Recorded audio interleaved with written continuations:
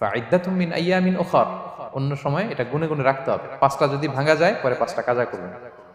এই পয়েন্টটা কি সবার কাছে ক্লিয়ার?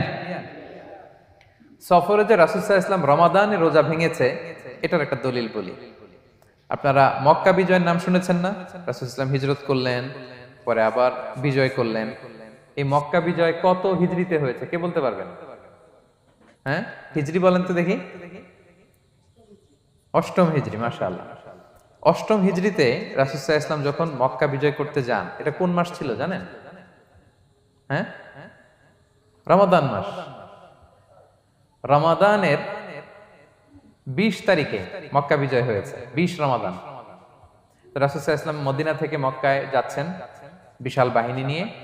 মক্কায় পৌঁছতে আরো 90 কিলোমিটার বাকি। আল কাদিদ নামে একটা জায়গা আছে, সহিহ বুখারীর বর্ণনা। ওই কাদিদ নামক জায়গায় রমাদানে রাসূল সাল্লাল্লাহু আলাইহি ওয়াসাল্লাম রোজা ভেঙেছিলেন, ওটের উপর বসে ঢকঢক করে পানি খেয়েছিলেন, যাতে সবাই দেখে। কারণ সবাই ভাববে রমাদানের রোজা রাখবো কি রাখবো না, সবাই আলাদা করে বলতে অনেক সময় লাগবে। রাসূল সাল্লাল্লাহু আলাইহি ওয়াসাল্লাম একটা উঁচু জায়গায় সবাইকে দেখে ওটের উপর পানি খেয়ে ফেললেন। ফলে রাসূলের দেখা দেখি সব সাহাবারা পানি খেয়ে রোজা ভেঙে ফেললো। এটা কোন মাস ছিল? সবাই বলতে হবে কোন মাস? রমাদান। রাসূল সাল্লাল্লাহু আলাইহি ওয়াসাল্লাম সফরে ছিলেন, ফলে তিনি রোজা ভেঙেছেন। দলিল পাইছেন? হ্যাঁ, আচ্ছা, সংক্ষেপ করে দিচ্ছি, লম্বা কথা সংক্ষেপ করে দিচ্ছি। আর কোরআনের আয়াত তো শোনালামই আমি, ফামান কানা মিনকুম মারিদান আও আলা সাফার ফাইদ্দাতুম মিন আইয়ামিন উখার। কেউ যদি অসুস্থ হয় কিংবা ট্রাভেল করে, চাইলে রোজা ভাঙতে পারবে, তবে গুনে গুনে পরে আদায় করে নিতে হবে।